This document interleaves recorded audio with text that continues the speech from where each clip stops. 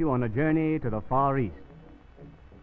A thing of beauty is a joy forever, and the Malay jungle country proves the rule. The admixture of Chinese blood has depleted the Malay strain until now the pure Malay is found only in the jungle country. Here's a lone bargain hunter returning from a sail on the Malay Riviera. The village on the bank of the water shows where the Malay jungle families live and conduct their business. The interiors of the huts generally consist of 2 rooms and 7 children. The main industry of Malay is betel nut chewing. According to statistics, the average chew of betel nut will last a normal family almost a month if given proper care. Chewing betel is an old Malay custom. 5 out of 5 have it. One of the best methods of preserving betel nut is to place it behind the ear when not in use. These huts on stilts are typical Malay dwelling places. They're built high as a safeguard against prowlers from the nearby jungle. The entire costume of a jungle Malay consists of a pair of old pajamas with the legs cut off. If a Malay wants a change of clothing, he merely changes pajamas with his nearest neighbor. The boat in the foreground is a barge, so called because of the Malay sheiks who are always barging in on some other fellow's parties in them. The barges are equipped with sweeps to help propel them along. Here comes a little family group consisting of Jenny Malay, Peter Malay, and about 6 dozen assorted little Malays. We'd have secured their names, but we had a date in the next jungle and had to catch our barge. Notice how proudly they follow Old Man Pete, their chieftain, while the wife of his bosom packs the family chattels on her back. This is only 2 generations of Pete's family. If all his nephews and nieces and grandpappies were there, they'd resemble a Saturday crowd at the ball game. There's no divorce in Malay, and they don't, oh, well, you know, one man's wife is another man's poison. Notice the haircut, a Malay permanent wave. We gave this lad an American cigarette, and now look at the dang thing. The whole family's taking a whiff. Do they inhale? Well, here's the long-haired medicine man. Ask him. The natives leaving the hut are off on a betel nut hunt. No, there are no beetles in betel nuts. Here's the head man of the clan. You should see his grandfather. The festoons show you what the young male, A, will wear. This young man is the hero of the local stock company. The comedy relief is here, too. Notice the local color on his head. The men with bandages on their heads are warriors out of work. If you hear of a good war, you might telephone them.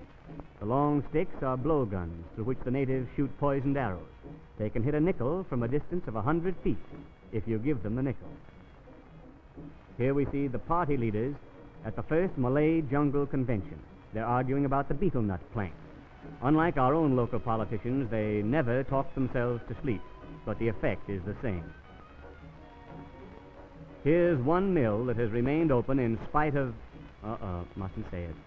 It's a rice mill, and the plot is to keep the rice fields irrigated. The mill hands have no definite hours. They work whenever they think of it. Needless to say, they don't think very often. The Penang River is the busiest stream in the district. It's the Broadway of Malay. All activities center in this stream. Their carnivals, their business, and their lovemaking.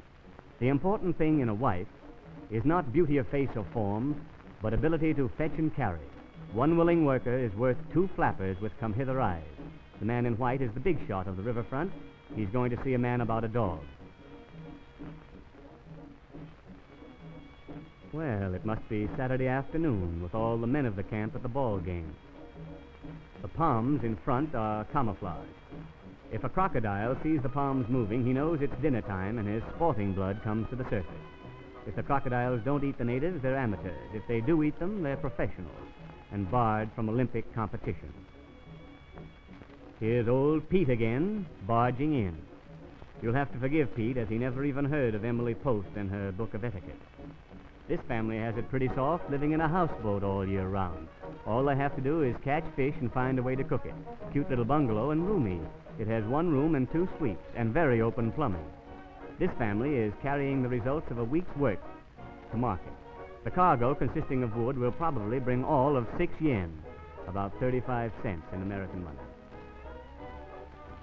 The woman in the boat is showing the local bridge hounds how to reduce. It's great for the hips and the biceps. You might try it in your bathtub sometime. Here's another house on stilts. Not that it really minds the water, it just wants to keep its bottom dry. A whole village of wood choppers who do nothing all day but chop wood for the Chinese downstream. The Chinese have all the money, and the Malays have all the wood. Even the smallest children work at the wood pile to help keep the family going. Is this one a fast worker? Family stuff again, and the good wife is laying down a batch of bread while she's resting. Here we find the family home after evening chow. The old man is probably out with the boys playing Kelly pool, like Kelly is. One of the young stalwarts of the community doing his bit to keep the home fires burning. Little Miss Lychee Nut kills time pending Papa's return, and Grandma chops wood. Oh, well, time and a half for overtime. Atta girl, Lychee Nut. Bring 'em back alive. Uh-oh, more monkey business. But girls will be Malays. This is one of the most beautiful spots in the whole jungle country. The terraced building in the distance is a Chinese temple. Look at this close-up view. Note how its soft lines fit into the surrounding scenery. And note, too, the soft lines of these slender Malay girls. They're putting on a Malay fashion show. They're wearing the popular Malay sarong. The sarong is the smartest note for the native jeune fille, which in American means flapper. It's an all-purpose garment suitable to high teas as well as low rice and fish, and may be seen on the boulevards as well as in the native kitchens. It's easy to put on and easier to take off. These are fishing boats, and there are those girls again. They're waving to you in Malay Sign Language. Yes, it's just as we thought. They're waving hello and not goodbye. The little devil on the left is saying, "Having a grand time, wish you were here."